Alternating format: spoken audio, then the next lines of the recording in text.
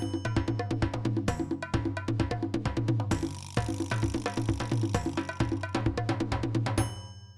this is Garry Harrington. I'm the director of Rum Village Nature Center here in South Bend. And at Rum Village Nature Center, I teach people about nature and wildlife. I'm a naturalist, and I'm going to talk to you today about some of the critters that we have in our area. And some of my favorite animals on the whole planet, actually. And they're reptiles and amphibians. And what we're going to do is, I want you guys to help me out at home. You can kind of play along by naming some of the reptiles and amphibians that we have here. And we're going to keep track using this sign. It says reptiles. I'm going to put it right over here. And actually, I have 5 reptiles in mind. So think about this. Think if you can name a kind of reptile. You can either say it out loud or you can say it to yourself. I'm going to start with one I have a picture of right here. It is a reptile that moves very, very slowly. It's said that his shell is always on his back. His house is on his back. And as you might guess, it is a turtle. So I'm going to put our turtle right there. I have something else with me today, and that is something known as a field guide. And here's a field guide. And it says on the cover here, Amphibians and Reptiles of the Great Lake Region. So this refers to the reptiles and the amphibians we have in our area.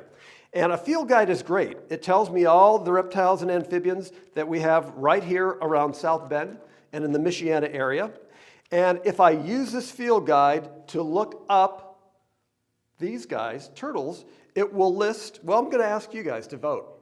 Thumbs up for yes, thumb down, nope. Do we have reptiles that live in this area in the form of turtles? Do we have turtles in this area? And think about it a moment. I'm happy to report, yes, we do. And actually right now on the St. Joseph River, we probably have 6 different kinds of turtles. So indeed, we do have turtles, and they're also listed in this field guide. All right, so we have turtles listed. I have another one in mind. Let's see. I think I will use, this guy. He has a really big mouth that opens and closes like that. And he has a long tail. What do you think it might be? If you guessed amphibians in the form of alligators and crocodiles, you're exactly right. But here's a question. According to our field guide, do we have alligators and crocodiles in our area? What do you think? Do we have them? Do we not have them? I'll give you a clue. We definitely might be able to see them if we go to the zoo. But do we have them on the St. Joseph River? It would be cool if we did, but we do not. So reptiles in the form of alligators and crocodiles, I'm going to put them right there, are not found in our area. They are found in warm places like Florida and parts of Texas and parts of Louisiana. But our field guide says, nope, we don't have these guys native here. All right, let's see. Here's another one. This guy has a long tail, and he's a lot smaller. He has nails, and they help him to grip when he climbs up something. The animal is a lizard. So we do have reptiles in the form of lizards according to this book. But we didn't vote on that, but here's why. I've never found a lizard in our area, even though they're listed as a reptile in that book. Let's put him right there. So I'll tell you a story. I know that by the lakeshore, we do have a kind of reptile. So I thought it would be really cool if I went to the lakeshore and I could see this guy. And the lakeshore, Lake Michigan, is only about an hour drive here. So I drove there, got out of my car, was walking along the parking lot, and suddenly, I saw something go really quick by. And it happened to be an animal that I have a picture of right here. Here he is. Something called a 6-line race runner. So if we counted them, yep, he would have 6 lines, 1, 2, 3, 4, 5, 6. He is called a race runner because he's very, very fast. So the 6-line race runner is the only reptile that we have in the form of lizards in our area. All right, let's see. How about another one? Here is one, I'll give you a big clue. This is a gigantic reptile. They haven't been around for a long, long time because they are now extinct. They have been for 65 million years. And you guessed it, dinosaurs. So dinosaurs were all over the United States, and it's believed that they were in Indiana. We have no signs of them now because of a glacier that washed away all the dinosaur bones and remains. So at one time we did have dinosaurs, believe it or not, roaming in Indiana. All right, one last reptile. Happens to be my favorite reptile, and I think my favorite animal on the whole planet. It's some people's worst nightmare to see these guys, but I love them. So think about that for a minute. Think if you have a guess in your head as to what it might be. If you guessed snakes, you're absolutely right. So I'm going to put him right there in a position of prominence. Look, right there in the middle, because I like snakes a lot. If I consulted this, we know there's no dinosaurs here. We already said never found a lizard here. Do we have snakes in St. Joseph County and around South Bend? Thumbs up for yes, thumbs down for no. Cast your vote. And if you casted the vote as yes, you're absolutely right. We do have snakes in St. Joseph County.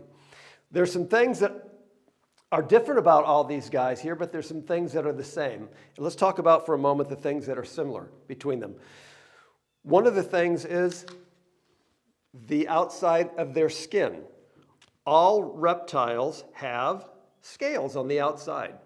And we know fish have scales on the outside too, so do reptiles. And so those scales protect their body and they keep them from drying out. That's one of the reasons they can live in really dry places like the desert Southwest. A lot of my favorite animals on the planet live there. Snakes and lizards are found in really big numbers there. All right, something else that they have in common. It says here, eggs on land. There's a cool picture. I think it's cool. It's a black snake with a lot of eggs surrounding it. And so I know this, they always lay their eggs on land like a bird. That's one thing that reptiles have in common with each other. I'll put that right there. There we go. Something else that's special about reptiles, and that is, I've got a silly picture here, a snake that has a thermometer in his mouth, and it says the words cold-blooded. So does that mean his blood is actually cold if we touch it? Not exactly. What it means is their body temperature changes with the air around them. And I will put that right there as I tell you this. On days that it's really, really hot, their body temperature goes up to the point where they better go back into the shade and cool down or into the water. Or on days when it's really, really cool outside, they will often go out into the sun and bask and warm up their body temperature. Thank goodness people don't have to do that, right? Our body temperature is always about 98.6. Because their body temperature changes with the air around them, they have to do something special in the wintertime. And think about that for a moment. What do you think that they do in the wintertime to help them survive, to make it to the next spring? Actually, what they do is they hibernate. They go underneath the ground and they will sleep all winter long, and they don't emerge again until springtime. And so that's true of all reptiles. So we covered reptiles pretty well. Now let's talk a little bit about amphibians. I'm going to remove this sign, and look, I've got another sign to replace it. Here it is, amphibians. So we'll put our amphibians there. Now we had 5 reptiles in mind. I have 3 amphibians in mind. And think about this for a moment. I bet you can name pretty easily 2 of them. One of them is something that likes to hop around. He's got a long, sticky tongue. He loves to eat insects, which helps us out because it keeps us from having too many insects on our planet. Here he is, a frog. So our frog is going to go, let's see, right there. There's our frog. Frogs have a cousin that looks like them. Technically, they are a kind of frog. They have bumpy skin on the outside. And this is what they look like oftentimes. Form of a toad. They have bumpy skin, and they usually live on land. not in the water all the time like most frogs do. All right, we'll put him there. Last but not least, salamander. Here is a salamander. He looks kind of like a lizard, but he's not actually a lizard because we know that lizards are reptiles. These guys are amphibians. But there he is, a salamander. I'm going to put him there. Let's vote on this. When it comes to frogs and toads and salamanders, do we have those around here? I'm going to give that a big thumbs up because all of those guys are listed in this book. So we have at least 7 or 8 different kinds of frogs and toads and maybe half a dozen or so different salamanders. So I'm glad to say that we do have those animals around us. Let's see, I've got some other things that are kind of cool, I think. Maybe some things that are different when it comes to amphibians as opposed to reptiles. Here's one thing that is different. The sign I'm holding here says moist or soft skin. There is an actual picture of a salamander, a spotted salamander. So salamanders don't have scales. That's one difference. They have smooth skin that's got to be kept moist all the time. That's one reason we don't see many of these guys, amphibians, in places like the desert. So let me put that right there. Let's see, what else? When it comes to their eggs. So with reptiles, we said that the eggs are laid on land, kind of like a bird. When it comes to things like frogs and toads and salamanders, amphibians in general, their eggs are laid in the water. Never on land, but in the water. And they grow up kind of the way a fish does. So that's one thing that's different. Something that's similar. Another silly picture, this time with a frog with a thermometer in his mouth, saying cold-blooded. So that tells us, both frogs and toads and all amphibians and all reptiles are actually cold-blooded. They all hibernate in the wintertime. So I'll put that right there. All right, next we're going to talk more about amphibians.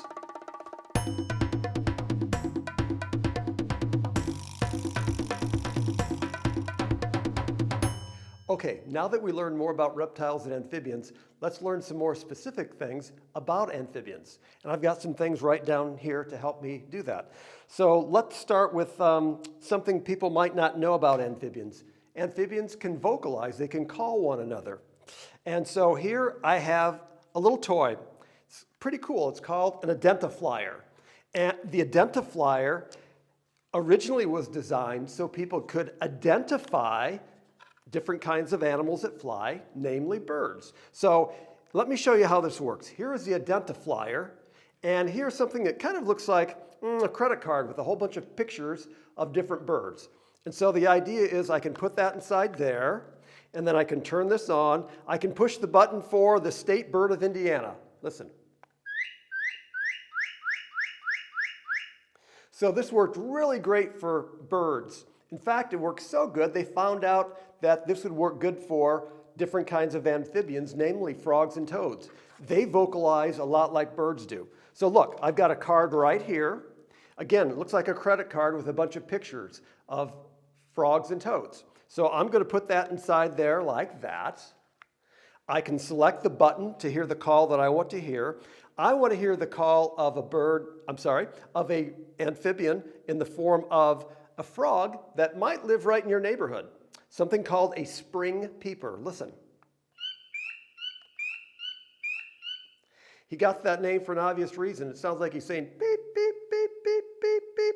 These guys call really early in the springtime. And the weird thing is, the little guy's only about that big. Looks like he's got a little X shape on his back. And he makes that peeping noise. So he's one we can tell just like that by his call. All right, there's another one here that you guys might be familiar with. Something called a gray tree frog. His voice doesn't go beep, beep, beep. It sounds totally different. Now listen to this guy.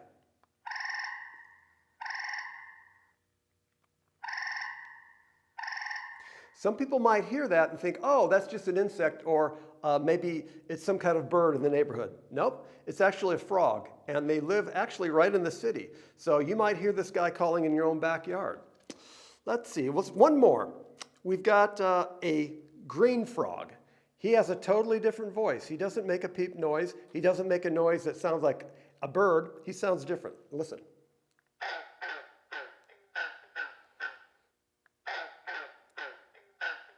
Some people thought it sounds a little bit like a loose banjo string being plucked. You know, banjo is kind of like a guitar.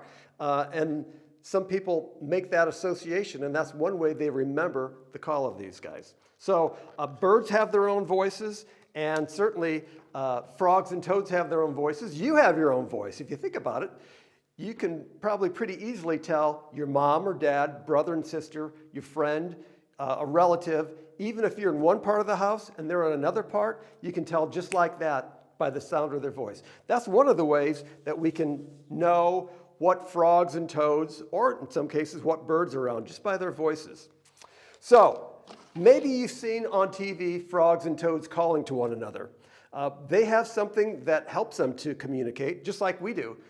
We have something called a voice box. I'm using my voice box, which is found right there. I'm using my voice box to talk to you right now. So they have a voice box, and they also have something called a vocal sac. So I have also called vocal cords. You have vocal cords, I do too. So do frogs and toads. And I have my kind of pretend vocal sac. So sometimes I'm watching TV and I'm seeing frogs and toads. It looks like their throat's expanding in and out and back in and out like that. And I know, he's using his vocal sac and his vocal cords to communicate. So I'm going to do an experiment. I'm going to see if we can make a noise using our vocal cords and our vocal sac. And for this to be successful, all it has to do is make a sound, and then we are successful. All right, so let me start by putting a little air into our vocal sac here. All right, that's enough. And so here are my vocal cords, my vocal sac. It would go something like that. Let's see if we can hear it. Here we go. There we go. Hopefully you can hear that loud and clear. All right, here's the rest. Ready? All right. So that's basically the way a frog or toad can communicate with one another. All right, let's put that to the side there. Something we mentioned before. We know that when it comes to amphibians, they always lay their eggs in the water. And so very soon it will be springtime, and mom will be going to the ponds along with dads, and mothers will be laying their eggs right in the water. And here I've got a model of the eggs that frogs and toads and salamanders will lay in the water. When you see these actually in live and up close, they look like kind of like jelly all stuck together. And so those are the eggs inside there. They will absorb water, they will expand, and they will develop, and eventually you'll get something that looks like this. It looks a lot like a fish, doesn't it? We know it better as a tadpole or a pollywog. Here's the weird thing. This is part of their life cycle. They start out looking a lot like a fish, and they will swim around like a fish. They have gills on the side of their mouth like a fish. And so they will swim around, they breathe water instead of air, and they find things like little insects and oftentimes just little pieces of leaf litter on the bottom to feed on. And if they're feeding right and finding plenty of food, they change. And we have a saying for the changes they go through. It's called metamorphosis. And all it is a big word that means change. So if he's finding lots of good food to eat, he will be growing. And so the next stage, he looks a lot like this. Let me flip that like that. And you can see that he's got back legs and a long tail. He's looking more like a frog or a toad as he grows. And so what he will do is get his back legs first. His back legs are the strong legs. He can use those to push off the bottom and get away from predators that might eat him, like maybe a hungry turtle or a fish. And here's the weird thing. His gills are getting smaller and smaller. So he has the big gills that are getting smaller and smaller and smaller. He's getting lungs that are getting bigger. And so at this stage, he can go up to the surface of the water, get a gulp of air, and then go back down. Now, let's pretend he's finding plenty of good food to eat. And so he's ready to grow even bigger. Here he is in the next stage. There he is. At this stage, he's called a froglet or a toadlet. And he looks a lot like a little frog or toad, doesn't he? With a tail. Well, I know this. I know that he doesn't just hop along one day and suddenly, boop, his tail falls off. We know something about these little guys. There's a lot of food in that tail, and that food gets absorbed back into his body. It's almost like nature's recycling. It gets smaller and smaller and smaller and smaller till eventually there's no tail, and he'll eventually grow into an adult that looks like this. This adult actually looks a lot like a green frog, the one that we heard the call from last. So that's kind of the life cycle of a frog or a toad. All right, we're going to switch gears a little bit and talk a little bit about reptiles. So I've got something else I brought with me today. And if you guys look at that, you can probably guess, aha, a turtle shell. So this is a shell of a turtle that lives in our area. They're all over the place. It's the most common turtle found in St. Joseph County in the state of Indiana. It's something called a painted turtle because it looked like somebody took a little paintbrush and painted kind of yellow in some cases and kind of red and yellow dots all over the side of the turtle shell. That's why it's called a painted turtle. And painted turtles live in the water. And one of the great things about living in the water is if there's danger, you always have a place to escape. So let's pretend this turtle is on the St. Joseph River. He's on a log sunning himself on a nice sunny day. Along comes a predator, maybe a raccoon. And he comes out on that log and he wants to get that turtle. That turtle doesn't want to be somebody's dinner, so the first thing he does is he dives into the water. And so he's suddenly under 8 feet of water or 10 feet of water, safe and sound and away from that predator. So that's one of the great things about being a turtle living in the water. You always have a place to escape danger. Now, we've got another kind of turtle that lives in our area, and here he is. This is a box turtle. And box turtles don't live on the land. They don't live in the water, rather. They actually live on land in the forest. They are considered a forest turtle. And so a box turtle doesn't have the option of escaping into water if there's danger. He's pretty much stuck on land. So he better have a good way of protecting his body. And he does. He has this shell. He can pull his whole body inside this shell, and he can protect himself kind of like a clam. And he can pull his front legs in and his head, and he can pull his back legs in and his tail, and his whole body is sealed up. That's not true of this guy. If we see a box turtle, if we were to catch a box turtle and look at it, we don't want to do that, of course, because we want to leave wild animals alone. But if we could see it closely, we could see that his front legs are still sticking out there. The tip of his nose is still sticking out there. We could see his back legs and his tail there. So he doesn't seal his whole body like a clam. This guy does. That's what happens with box turtles. They don't have a place to escape if there is danger. They have to just kind of ride things out. And if there were a predator like a fox or coyote and it got too close to this guy, maybe he's out feeding and finding nice worms to eat or maybe wild strawberries, some of his favorite food, what he would do is pull inside that shell quickly. Maybe that predator would bite on the end of that shell. Maybe he'd take his claws and kind of pull at it like that, dig at it. That turtle doesn't want to come out of there. He doesn't want to be somebody's dinner, so he can wait in there all day if he has to, and all night for that matter.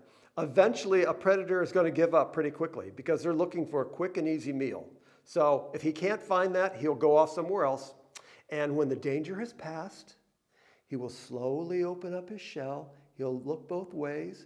If the way is clear, away he'll go.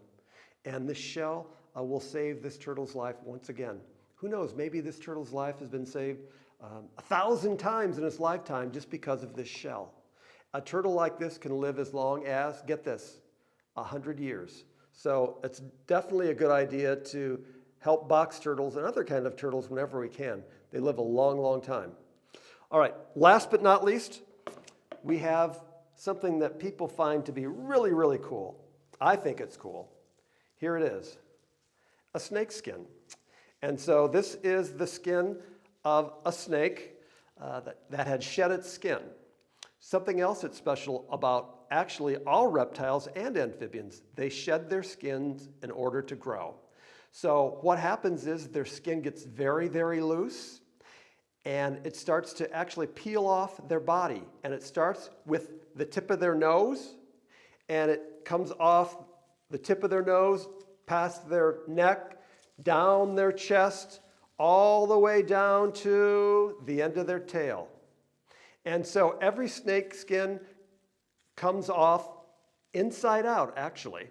So every snake skin you find is inside out. Just like if you grab your socks quickly and you pull off your sock, it's inside out. Did you ever have that happen? That's the way every snake skin is. And sometimes if you're lucky enough and you can find the whole skin, you can see right where the eyes were. There's an eye on that side there. There's an eye on that side there. And those eyes are actually scales that get shed off of each eye. It sounds weird, but snakes can't close their eyes. They have a scale to protect their eyes. We can close our eyes, thank goodness, but they don't have that option. So instead they have a scale that covers their eyes that shed as they grow. All right, next we're going to take a look at some live animals up close and personal.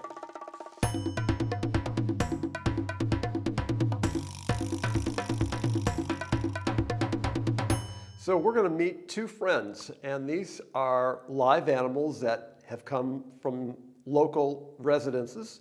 And so we're going to start with an amphibian, actually. And here he is. This guy is a tiger salamander. And here's the story on this guy. Somebody called a while back and found him while they were doing an excavation. They were doing a digging in Mishawaka, and they said, hey, we got this guy. We unearthed him by mistake. It was, again, cold weather, and we thought, well, he can't really go back outside now. We're going to keep this guy at Rum Village, and we decided to have him here as an education animal, and we've had him ever since. And this guy's not really so young for a salamander. He's probably 8 years old. But again, he's a tiger salamander. It is a salamander native to this area. Kind of a weird statistic on this guy, or fact. He is the world's largest kind of terrestrial, land-living salamander. So terrestrial means he lives his life on the land, not in the water.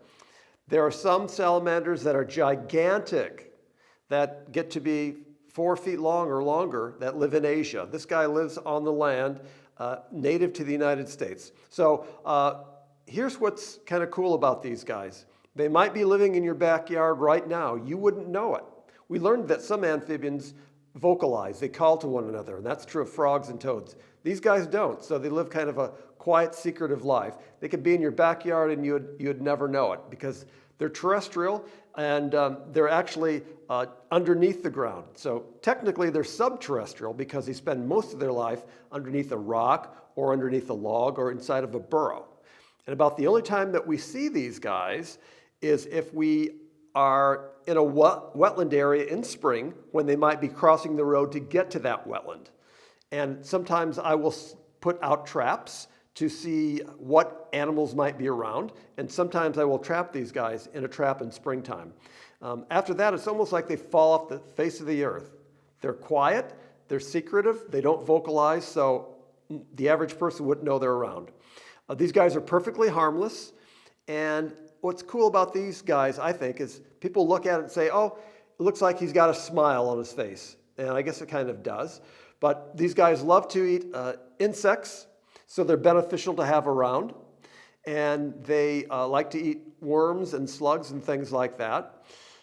Perfectly harmless, even though some people are kind of intimidated by reptiles and amphibians. The good thing is this guy really couldn't harm you if he wanted to. At the Nature Center, he eats half of a nightcrawler every other day. That's what his diet consists of.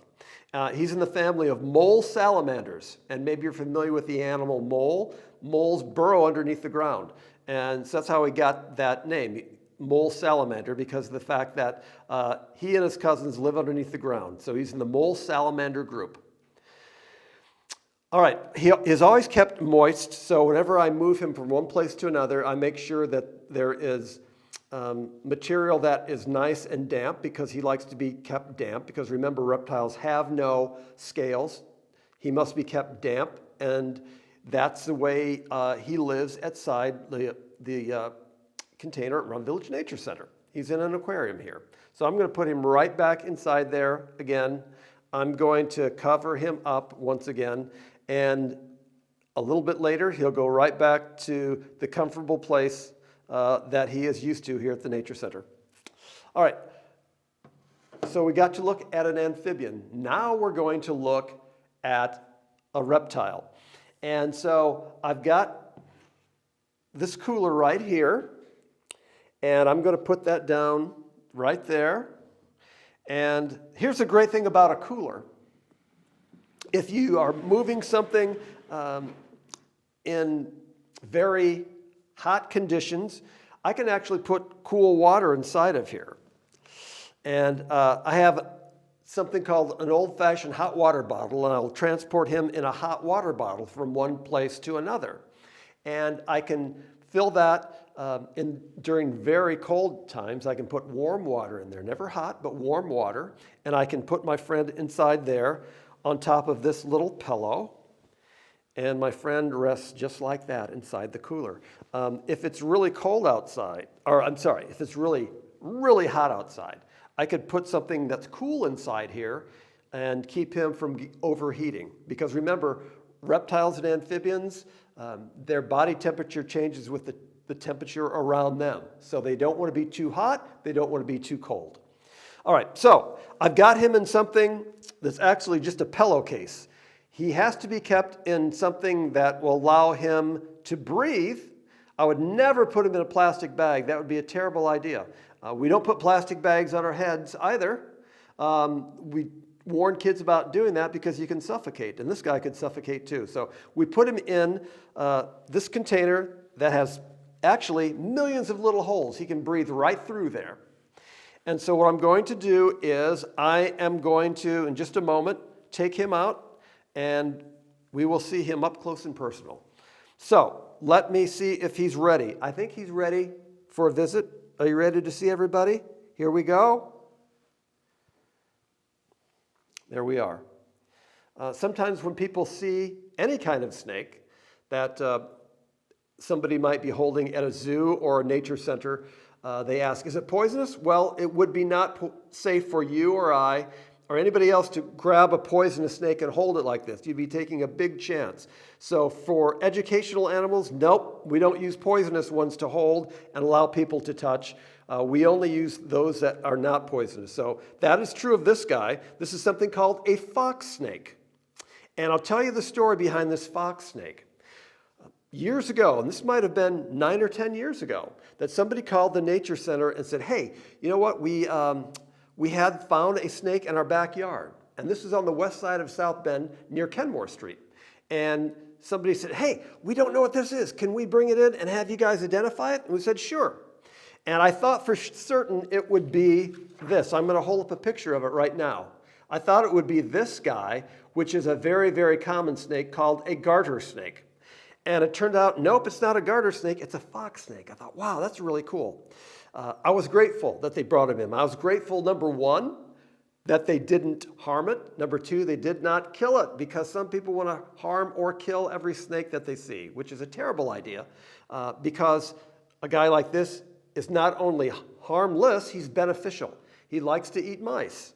And so having guys like this around, as well as hawks and eagles, predators that eat mice and control the rodent population, are very beneficial. So I thought, you know, people are so uncertain about snakes, and there's so many misunderstandings about snakes, it would be a good idea for us to keep this for an educational animal, and we've had it ever since. So this is a fox snake. They're not poisonous. They eat in a special way. They use something called constriction.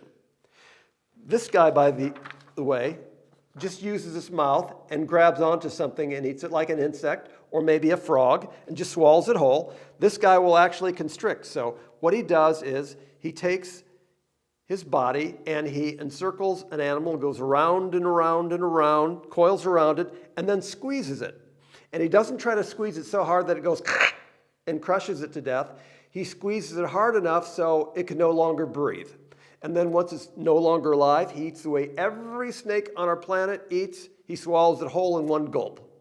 So that's the way it is with snakes. The weird thing is, he has teeth, yes, because sometimes people ask, well, do they have teeth? Yep, they sure do, but they're very tiny little teeth. They're almost like little needles. And if this snake were to bite something, if this snake were to bite me, obviously I wouldn't want it to bite me, but here's the good deal about that. All it would do is scratch my skin. And a few days later, you couldn't even tell where I was bitten. I have a hard time convincing people it would hurt a lot more if something cute and cuddly like a chipmunk or a squirrel were to bite you, because they have sharp incisor teeth and they could take a chunk out of your skin. They could, just like that, they could penetrate your skin through your muscle all the way down to your bone. So we never hold any wild animals. That's not a good idea, whether it's a rabbit, whether it's something cute like a chipmunk or a squirrel. And not a snake either, because a snake would only bite to protect itself. It doesn't know that you just want to touch him or maybe check him out. All right, speaking of checking things out, he's checking out his surroundings right now. And he's not using his eyes to do that because his vision isn't very good. He's not using his sense of hearing because he doesn't even have ears. So he's using something else. And if we look closely, maybe we can see that he's actually flicking out his tongue. He's flicking out his tongue and he's getting samples out of the air, samples of smells that are floating out in the air. And he can flick out his tongue. Those smells get kind of attached right to his tongue, kind of like Velcro. He can take his tongue back inside of his mouth. He can touch it up there on the roof of his mouth. And when he does that, it tells him almost like, a brain in his computer that says, a computer inside of his brain that tells him, just like that, there's people around this room that I might not know. Or if he's outside, it might tell him, hey, there's a mouse that I might want to have for dinner. So it's his way of learning about his surroundings. And so that's why he's constantly flicking out his tongue just to get a sample of the air and learn about what's in his environment. Now, once he does have an animal that he's ready to eat, yes, he will swallow it whole in one gulp. He doesn't have sharp teeth that are designed for taking chunks out of something. He does have sharp teeth, but they're only made to hold on to a mouse so he can coil around it. But once it is no longer alive, he's ready to eat it, he will swallow it. He won't chew it up. He doesn't have those kind of teeth. Most predators do have sharp teeth where they can take a bite right out of something and eat it one bite at a time. He's kind of the exception. He swallows it whole in one gulp, or he doesn't swallow it at all. So he will start and he will work that animal down his throat. It'll slowly go down his throat all the way down to his stomach, which is about right here in the middle of his body, right about there. And he will slowly digest that animal. Now, when it comes to snakes, there's a lot of people who have fear of snakes, and it's okay to be afraid of things. We all have fears after all, but it's not okay to go around hurting or killing animals just out of fear. We don't go around smashing every insect we see. That's not a good idea because they're actually beneficial for a lot of birds. And if we didn't have insects, we wouldn't have a lot of the birds that we have. These guys are good because, as I mentioned before, they do control the rodent population. So they serve a very good role in the world of Mother Nature. So they have their place. Here's the rule. If we leave them alone, they will leave us alone. So if you see one, just Watch it at a respectable distance. Don't try to grab it because he doesn't want to be by you. He's not going to try to grab you. He's not going to try to bite you. Just stay away from him and respect him. He'll respect you. Very few people get bit by poisonous snakes in the United States that aren't trying to harm it, aren't trying to kill it, or aren't trying to pick them up. So there's the lesson. If you leave it alone, almost always, like most wild animals, it'll leave you alone. So I hope you learned some new things about reptiles and amphibians today. Let's keep our eyes open because you never know when we might find a reptile and amphibian in our own neighborhood.